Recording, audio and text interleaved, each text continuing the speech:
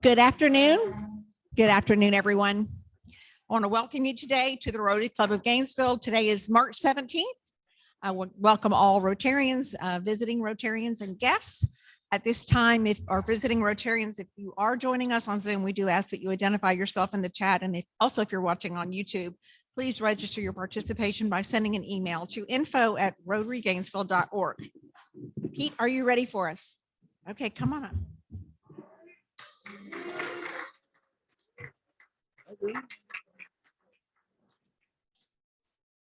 A word to the younger. Can't hear me. Oh, gee, that's terrible. Can you hear me now? Can you hear me now? Yeah. A word to the younger Rotarians from one of the older members is you should not irritate us older members or make us angry because the term life in prison doesn't mean as much today as it did yesterday. We're going to sing My Country 'Tis of Thee today.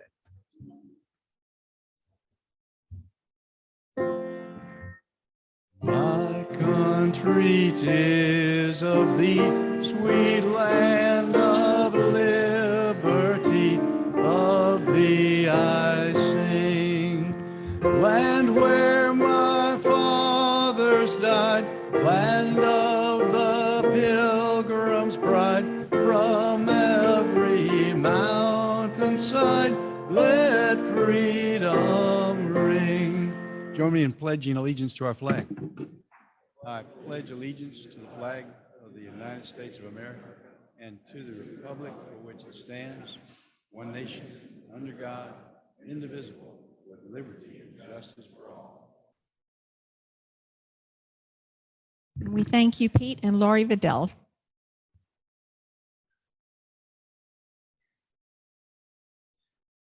Good to see you all. Yeah, let's have a word of prayer together.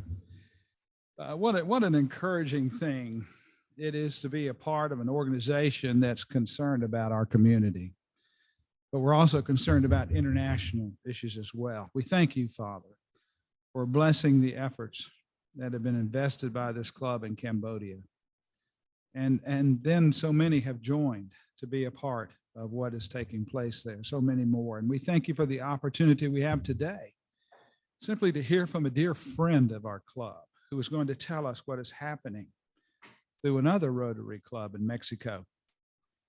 As the late spring begins to heat up and we head into so many transitions and schedules, with school season coming to an end, and we ask you to prepare us for new experiences during a more laid-back time of life. Help us to take the time to reflect this summer on what we will be doing in the new fall season that's waiting on the other side of summer. Help us to relax. As a Hebrew poet says, to be still and to know that you are God, that you are our refuge and strength, and you're an ever-present help for us in our busy season that is to come. What do we need to do to refill our tanks this summer? Relax, refresh, refill, I pray. Amen. Thank you very much, Laura. You may be seated. If, at this time, if we do have any visiting Rotarians, we will be introducing our speaker. Would you like to announce, Betsy, where you're from, or we can do it at the program? We've got it. Well, hold on just a second. We have a beloved Gainesvillian visiting back with us. Hi, good afternoon, everyone. I'm Betsy Whitaker, and I am a member of the Lake Chapala Sunrise Club. Lake Chapala is the largest lake in Mexico. It's 52 miles from one end to the other. And there are 3 clubs around the lake. There's the Jocotepec, the Ajijic, and the Lake Chapala. And I decided to join the one that was farthest from my home, the Chapala, because it is the most active. I think you all will be impressed when we tell you what the things we're doing. Thank you. Thank you, Betsy.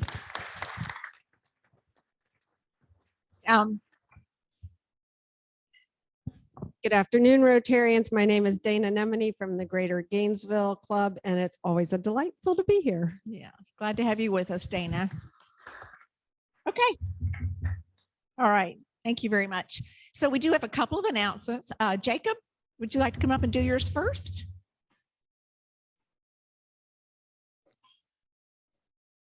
Come on up. Well, good afternoon, Rotarians. It's good to be here. My name is Jacob Atem. Some of you know me here. I just have a quick announcement. Mark your calendar. Can you guys hear me okay? Sorry. Mark your calendar on August 20th on the same place here from 6 p.m. to 9 p.m. We will have a fundraising event for Southern Sudan Healthcare Organization. This year or last year when I spoke, I told some of y'all about SACO, the work that we do in South Sudan. So please mark your calendar. It's going to be from August 20th at 6 p.m. to 9 p.m. And then our focus is maternal and child health. As my fellow Rotarian, you might know, women's health is one of the areas that Rotary focus on, and that's the task we want to uptake.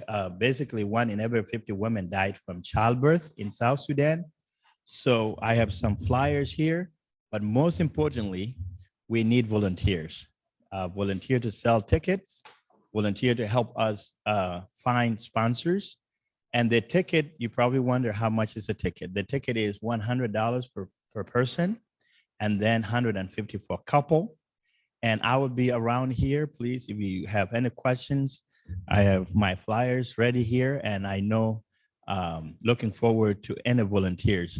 I saw TJ, I feel your pain when you ask for volunteer here. Thank you all. I really appreciate it. Thank you, Melanie. Thank you, Jacob. Dana, you want to make an announcement?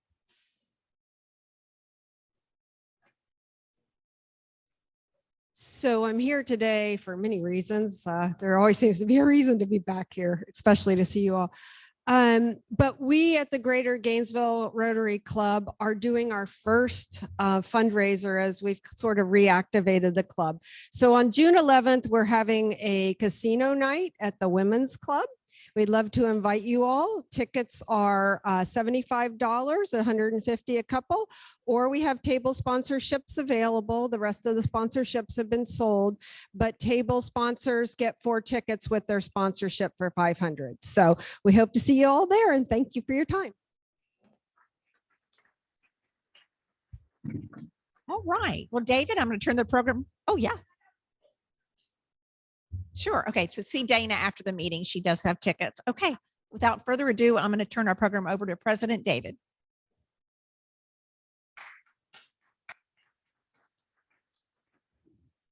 Thank you, Melanie. Thank you, Melanie. Folks, it is always encouraging for me when John, can you hear me? It's always encouraging to me when I come up here at the beginning of the meeting and I see a room full like this, and it's happening more and more. I think it's, coming out of the pandemic certainly relates to that, but I also think it relates to the great programs and the great luncheons and the great fellowship that our club embodies. And there are a lot of people that I try to thank as much as I can. I don't think I can do that enough. But there's someone in particular. There's so many people that, the AV stuff, Joe Floyd offsite, providing the Zoom platform. But, these meetings would not run as well as they did. And folks wouldn't be as happy to come to these meetings if you didn't see the smiling faces up here greeting you. And, Marie Collins is someone who's on the board of directors, but still kind of flies under the radar. And I think that's just kind of her MO. That's just how Marie rolls. And she's sitting over here. But, Marie gets here at a lot earlier than I do. I get here, depending on what's going on, around 11-ish. And Marie gets here at like 8:30 to get things ready. Not 8:30, but she's here really early, getting the tablecloths out and the button box is set up. She's got a great crew with her, Charity and Chip and Brendan and Naomi Williams, been a great person on that group too. But, this is something that is really genuine to me. This is an authentic notion for me. I hope it is for you too, that when I talk about the beautiful theme that we have, that was illustrated last week with our three awesome youth speakers. Each one of those ladies just did such a wonderful job, the content, all of them.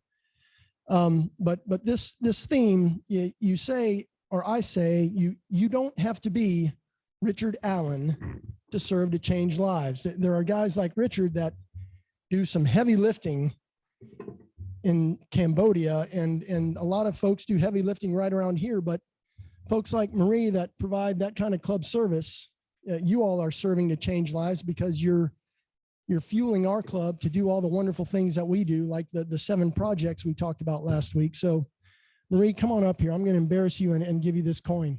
You have no choice. Let's give Marie a round of applause.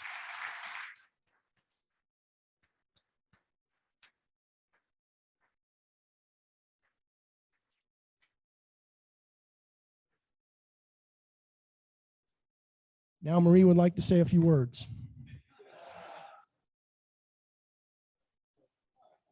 Sorry, that's a joke. I did that to my wife a few years ago, and it got some laughs. So, all right.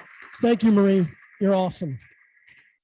I've got one more quick thing on my remarks that I wanted to make sure I reminded you of, and that is the club satisfaction survey that I copied and sent out on Saturday. That's being distributed by not President-elect. Greg wants this thing done too, because this is going to help his year coming up, but actually our district governor-elect, Jeff Michelman, has really been adamant about this. A lot of emails, I know, to everyone, but especially to Greg and myself, to really encourage you guys to do that.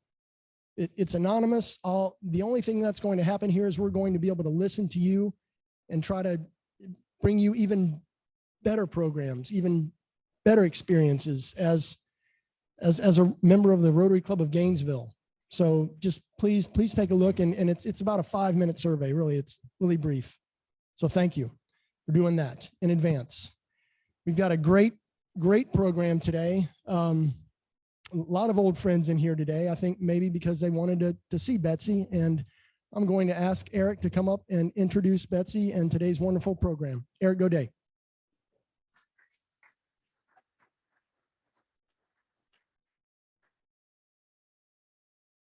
Thank you, President David. Okay, we are in for a treat. We're going to hear about amazing Mexican projects from the small Rotary Club of Chapala Sunrise. Don't worry, Betsy will correct me if I get it wrong. It's just, I just have to take a dig at her and Doug. They sent me this, I think we were on a call and FaceTime, and then he turned it around and I got to see these incredible Sierra Madre mountains, and in front of their house, this incredible lake. And I was like, okay, they're living the life. And so we are really blessed. And John, we're hoping you get to make a trip up there, Bright, and spend some time with them. But we are truly honored to have Betsy with us today, and Doug. I'm never going to forget you, Doug. I'm going to make sure I add it. So, okay. So let me get going so that we can hear from Betsy. Now, I had to trim this down because Betsy's accomplished quite a bit. Any of you who know her, you know this. So Betsy was born in Cleveland, Ohio, one of 7 children. She attended Ohio State University. Don't hold it against her, but Doug married her anyway in 1966 and moved to Gainesville, Florida in 1969. She has one son, John Whitaker, an attorney in Gainesville, who's married to Bright Whitaker. They have 2 children, Lauren, 18, and Casey, 14. Betsy and Doug raised their 4 cousins after an untimely death of their parents. They ranged in age from 12 to 17 when they brought them in. Today, they have 8 children, 6 grandchildren among them. So for you guys, everyone knows Betsy founded the Trend Real Estate Companies here in 1974. In 1982, she became the first woman president of the Chamber of Commerce. During her year as president, the foundation was set to bring junior achievement to Gainesville. A year later, when Trend's annual sales exceeded 25 million, she sold the firm and became executive vice president of Investor Companies of Florida, where she raised over $20 million in investment capital. I might have to jump because we got a lot here. Now, Doug, here comes you. Betsy and Doug served as youth counselors for Trinity United Methodist Church, where Betsy taught Sunday school for several years. Betsy also served on the board of directors for JA. She was awarded the Spirit of Entrepreneurship Award in 2019. The Spirit of Entrepreneurship Awards recognize local business leaders who have worked to positively impact the economic vitality of the greater Gainesville region with their bold ambition and dynamic vision, unyielding work ethic as laureates in this distinguished cohort. Now, in 2019, Betsy entered Dance Alive's Dancing with the Stars competition and won the People's Choice Award. Oh, I remember that night, Betsy, let me tell you, raising the most amount of money for the ballet company. In 2022, she was also awarded the Chamber of Commerce prestigious Legacy Award. Betsy and her husband reside in San Juan Cosala, Mexico, where she has already become an active member of the Lake Chapala community. Please give a great Rotary welcome for Betsy Whitaker.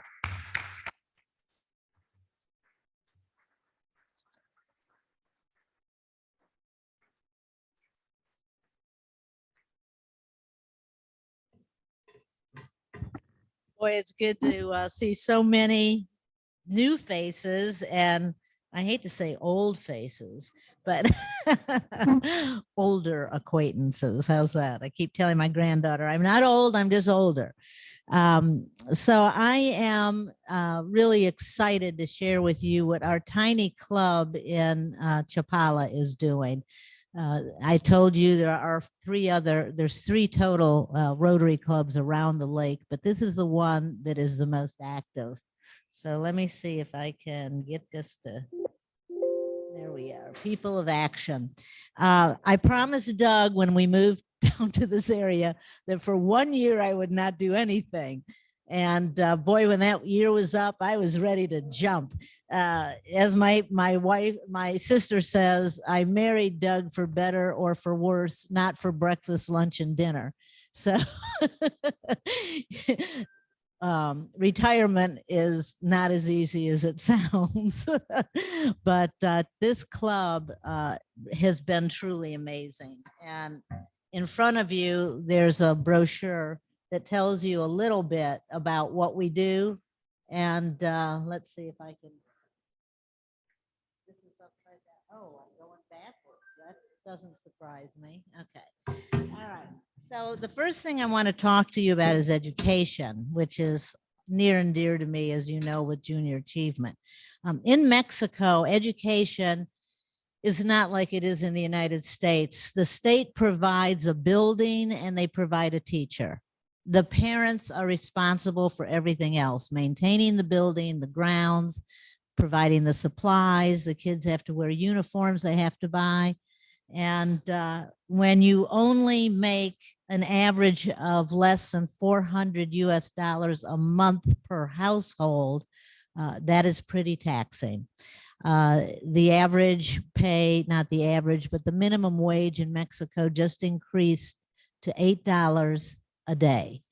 So a US dollar really goes far in Mexico. And when you hear what it costs to underwrite these kids, you'll be amazed, but it makes all the difference in the world to these kids. Only about 40% of the kids can go on to high school because the parents usually have to choose which child will get their education.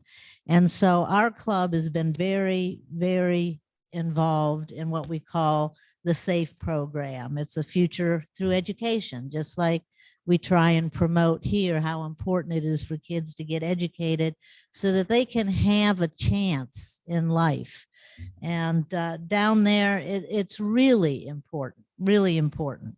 So what it costs to underwrite a child in the 1st through the 6th grade. And what I mean by underwrite, I mean provide their books, their clothing, and their shoes that they need to wear to school, runs $125 a year.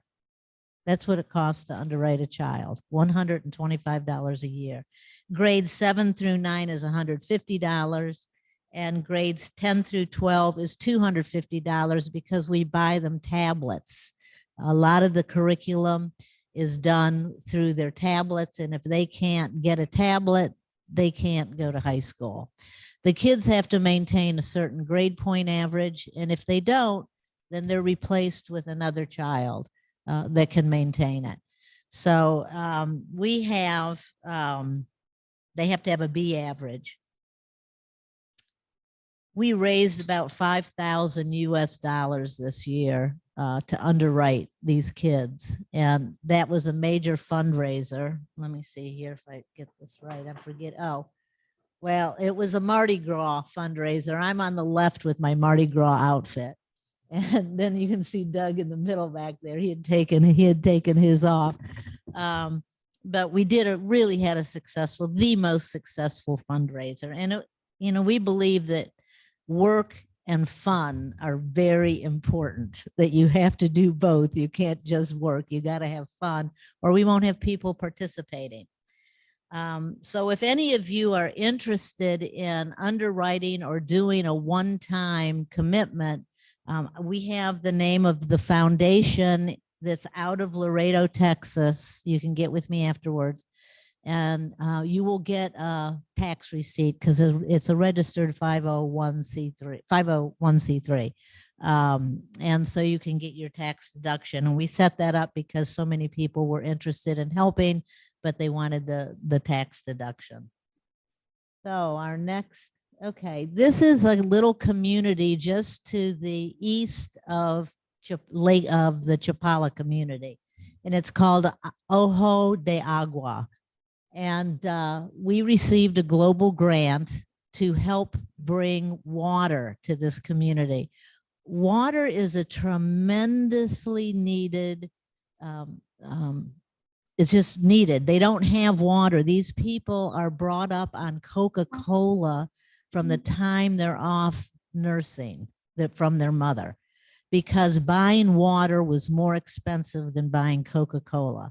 Well, you can imagine the problems that occur because you don't have water. So we had to first get the confidence of the community. We went in there. And by the way, I've only been in this club like 3 months. So I cannot give you all the background. I have people that are willing to talk to any of you that are interested, that you can get all of the background. But this club worked for 3 or 4 years getting to the point where we could get the global grant. And then we had clubs in the United States and Canada that partnered with us so that we would get the money that we needed to get this thing going. But so we started off with assessing the community. The bottom line was they didn't have water. They're drinking Coca-Cola. They have the highest incidence of kidney disease in the world, And 40% of those people have diabetes. And a lot of it has to do with diet. So we started off with water.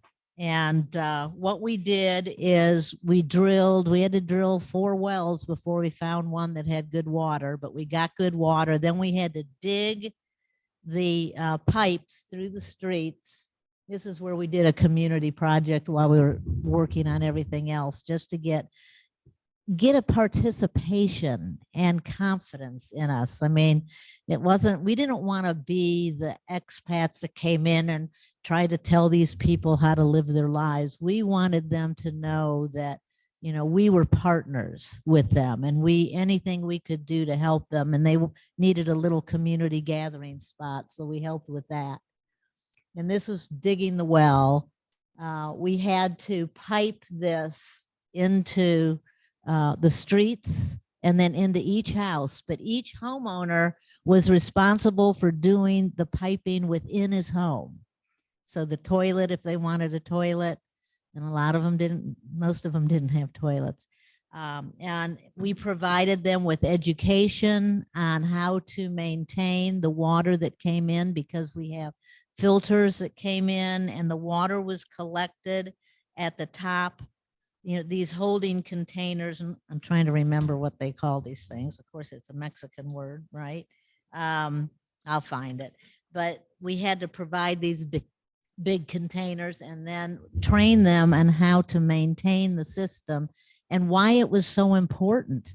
You know, why is water better than Coca-Cola? And it was a real training for these people. I think we ended up costing, they're called garrafons, and these containers, and they cost about 100 pesos. That's not what they're called. I'm sorry. The containers that are 5-liter containers that you fill the jugs up and then you'll have them for drinking. Those are garrafons. They're $5 per container. And so we're looking for people to help under. We need 200 more of them. So we're having people, helping us with raising money for the garrafons. This is part of the education, grades 1 through 6, trying to teach these kids. In our dental program, they've never had toothbrushes. They've never brushed their teeth. And, by the time they're teenagers, they don't have many teeth, or they have all kinds of issues. So it's this is us digging the distribution. They did have some old pipes that were all rotted, but they all had to be replaced. This was their purification systems, and these are the containers on top of each home where the pump pumps it up into there, and then gravity flows down into their home. So this was a huge, huge project. That is Barb Wilson, who's a remarkable president. I'm telling you, this gal works 40 hours a week. I mean, we're retired, so you can do that. I don't want to do that, but she does that. She's really amazing. So this is all part of the, now this is another little community, Tapewa, that they have no toilets. So, we were trying to find people that were remodeling their homes. I gave them a toilet. Lots of people gave them toilets so that they wouldn't have to use the public toilet, which didn't work. So the next project that we're trying to do is sanitation. In Ojo de Agua, where we did the water project, they have no sanitary sewers. They have ditches, and it runs right into the lake. So I'll get to that slide in a minute. What we're doing is we're going to go for another international grant, but we're doing a needs assessment right now. Any of you that have contacts with IFAS, please see me afterwards, because we're going to do ponds, settling ponds, where the sewage will go into the first holding pond, and the vegetation will eat up the bacteria, and then it will flow into a second pond and then a third pond.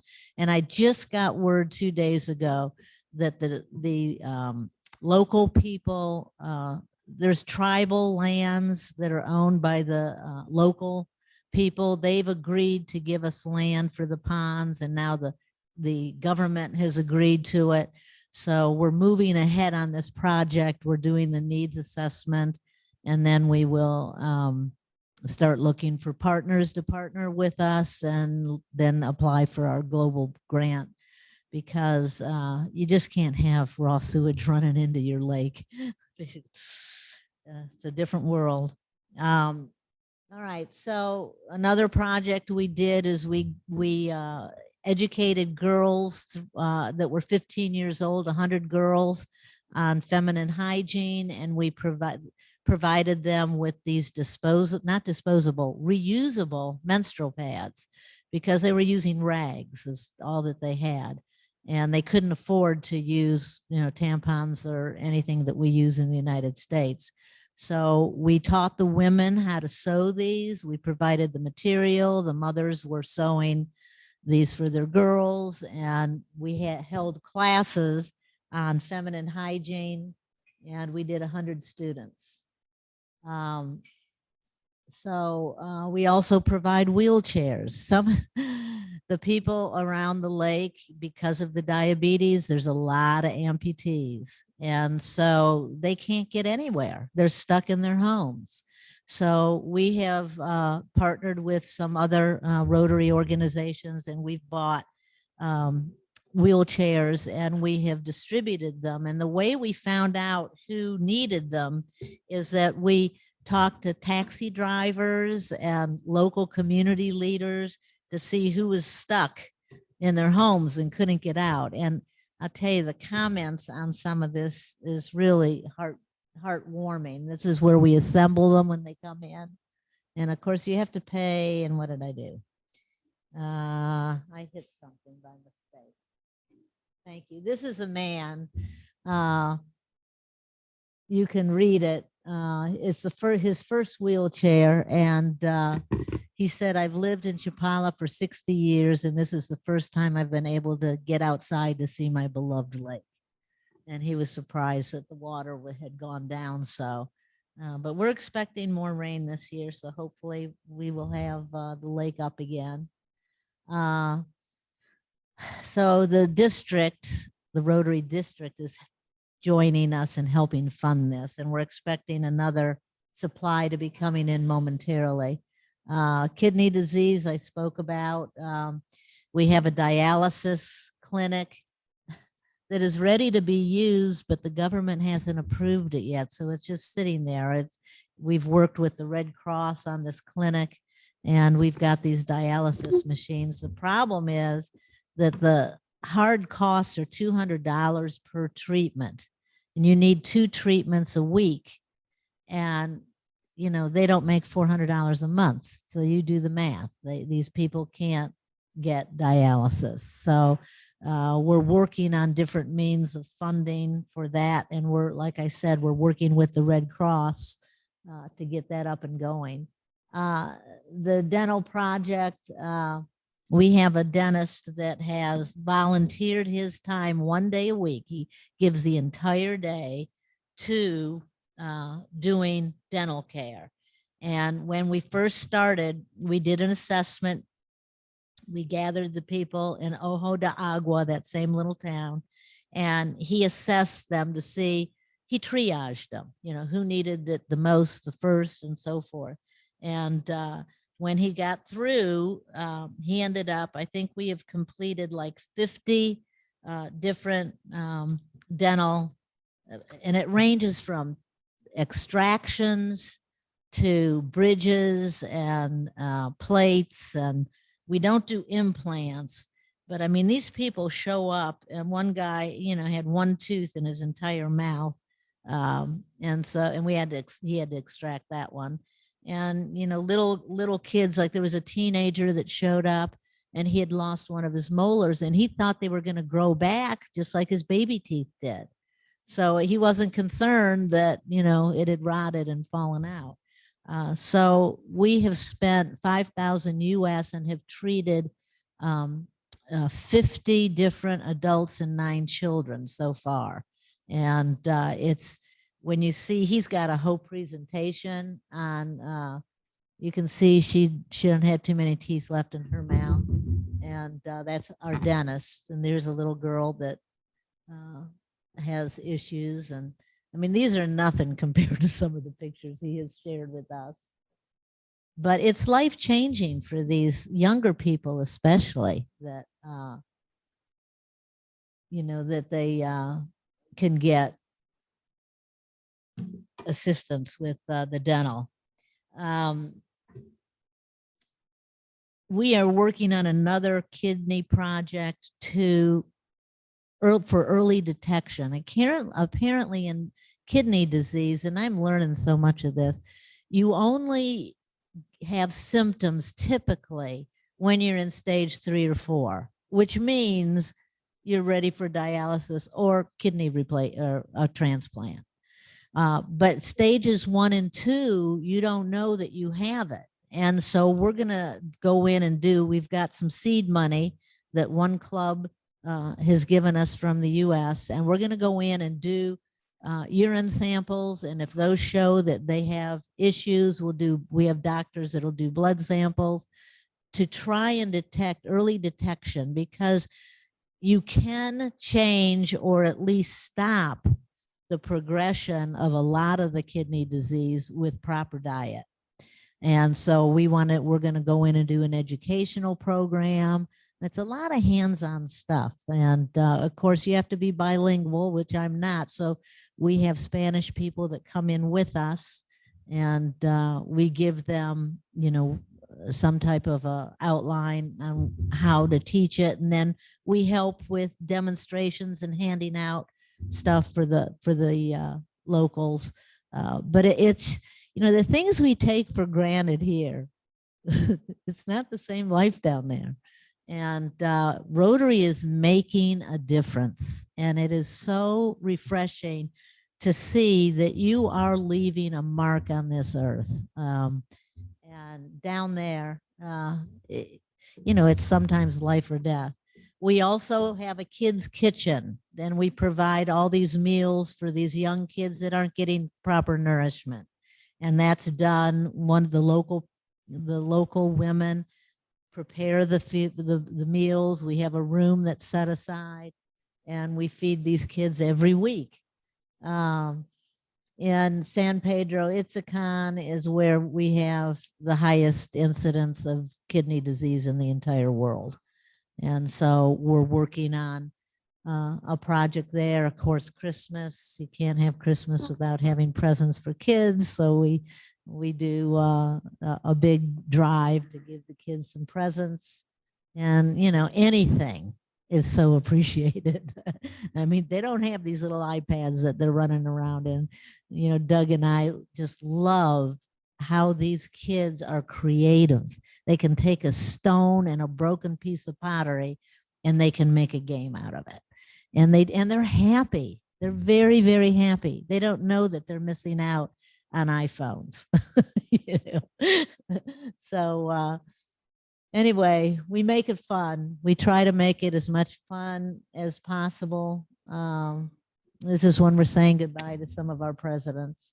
So we can't express enough gratitude for those clubs that have agreed to co-sponsor some of our projects. We're always looking for clubs to be co-sponsors with us, because we can't do it. There's only 40 of us in this club, and we're retired, and so we have limited income.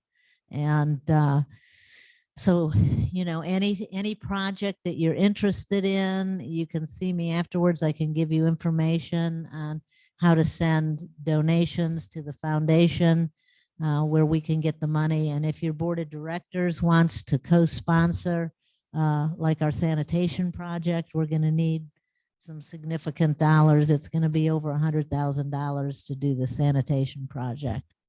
So I'm going to open it up for any questions that anybody has. I know that I kind of ran through that pretty fast.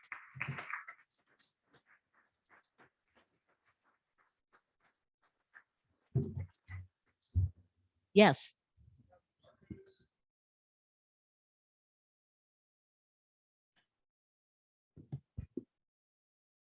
Yeah, we're doing the Zoom meetings too. We're doing, especially with our age bracket, people are concerned. Wilbur Holloway. Have the narcos tried to impede any of y'all's progress in education and, you know, just moving? You mean the moving people forward? cartels? Yes. No, they're not involved at all.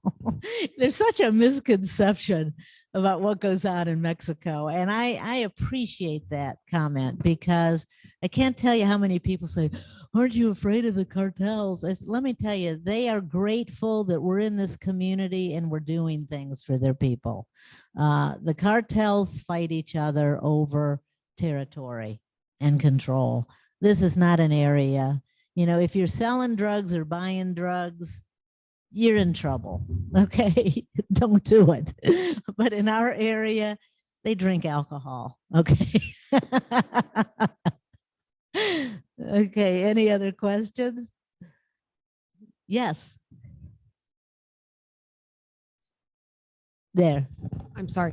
Betsy, I was curious about your club and your membership. Are these mostly Americans? Do they come from all over the world? Are the community citizens there involved? Okay. We have a predominantly English speaking membership. They do come from all over the world. We have them from Europe and North America, meaning Canada and the US. but we are bringing in local Mexicans, like our dentist is one, and we have another group that has a restaurant that's successful. But you know, their money is so limited that even our membership dues, which are, you know, considerably less than what you would pay in the United States, is difficult, but they want to help. So we do have people that are not members, but they get involved in our committees and they help. So you just have to work with what you're able to work with. But we do have bilingual people that can go into these communities and they can translate, you know, what's going on. And we've created a lot of trust within the local communities. They understand that, you know, we're not dictating to them, we're partnering with them, and they're a very important part of decision making.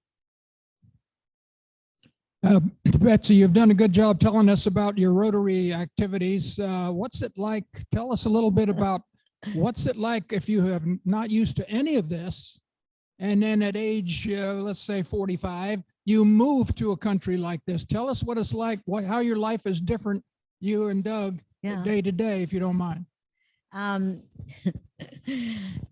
There's no stress. We wake up every morning and we literally thank God that we have arrived in paradise. It's a different culture. You have to be flexible. You can't do it the way you do it in the United States, and you don't want to do it the way you do it. You want to blend in. You don't want to be an ugly American. You want to blend in with this culture, and you learn patience. If you don't have it, you will be tested on your patience. You can't go to one store like Lowe's. And I mean, there is a Lowe's in Guadalajara. There's a Costco. There's a Sam's Club. We have a Walmart around the lake, but it's not the same goods that you have here or the same choices. They're different. But, you know, we would have to go to 2 or 3 stores locally because we always wanted to support the local vendors and get what we needed. So we would start out at maybe 10 in the morning and we'd get home at 4 in the afternoon. But you know, what else are you going to do? You're retired, right? So you go out to lunch there. You know, the affordability is incredible. I'll share with you some stats that will make you ill. We put some solar panels on our roof, and our bill for the last 2 months for electricity was 52 pesos. Yeah, which is about $2 a month for electricity. The Racket Club that we belong to is about $100 a month. They provide our water, and they provide for garbage pickup. And then we have all the club facilities and parties all the time. I mean, you can go to a party every single night. It's just very, very active. A lot of our friends are in their 50s. I remember my doctor telling me many years ago, don't hang out with people your age. Stay with these younger people. You'll stay young longer. But there are people in their 40s and 50s retiring there because the dollar goes so far. And so we have incredible, our real estate taxes. I don't know if any of you have seen our home, but it's 7,000 square feet under roof. Now that includes your garage and our big veranda. And our real estate taxes were $258 for the year. So you don't complain about the 4 traffic lights we have in town. If they're not working, they're not working. We don't want to raise our taxes, right? And you have cobblestone streets, and you know, there's really not police protection like you have here. You know, we have a security guard and we have cameras and all that, but we don't have incidents other than maybe some if you're stupid and leave your car unlocked, you'll have petty theft when you go into town. I mean, that's basically it. There's not violent crime around us typically. I mean, maybe 12 or 13 years ago, there was a roundup of people buying from the wrong cartel drugs. But it's you know, it is paradise. And the people that go there are so open and friendly because they've left their support groups. So it's not like you have all these little cliques that you can't get into. I mean, everybody's open to new friends, and we don't talk politics because it has divided our country. And I don't want to get into any discussions that would make it uneasy for people who think differently than me. I mean, we just accept each other. You know, it's just, I'm very happy about being there, other than I miss my family terribly. But they're all growing up and they all have their own activities. So maybe one day I'll get them down there. Betsy, one quick final question, looking at the time from Zoom. We haven't been able to get Zoom questions, but Maureen Tartaglione zooming in. She comments, you're a rock star, and she wants to know on that, how do people connect to the internet? You mentioned that you all are using Zoom, et cetera. Yeah, and how about the there's internet? public internets that they can connect to. So different communities have different public internets that they can connect to. If you want to meet afterwards, because I think they're trying to cut it off, or do you want?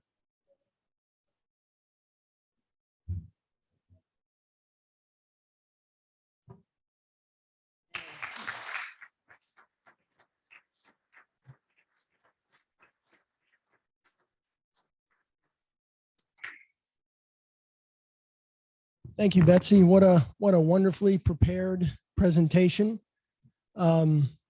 I sitting there in my chair, something that I recognize, kind of looking at this in a broader perspective and bringing it into our club. There were 3 different organizations or international projects that we mentioned today. Jacob with the Southern Sudan Healthcare Organization. A couple of us mentioned Sustainable Cambodia and the wonderful work that's going on there. And now everything that's going on with what you call the little club of Lake Chapala Sunrise. So that's wonderful, Betsy. It's cool to see that that you and Doug, even though you've kind of retired and as you say, as expatriates down there, you still have continued to be a Rotarian. That's really a neat thing to see. So thank you again. And I have a coin to commemorate your time, your talk today. And it's a coin on both sides of this. I know you're familiar with our Rotary International motto, which is service above self, and our 4-way test, which is our guide and all the things we think, say, or do. We ask, is it the truth? Is it fair to all concerned? Will it build goodwill and better friendships? And will it be beneficial to all concerned? So again, guys, one more round of applause for Betsy, please. Thank you.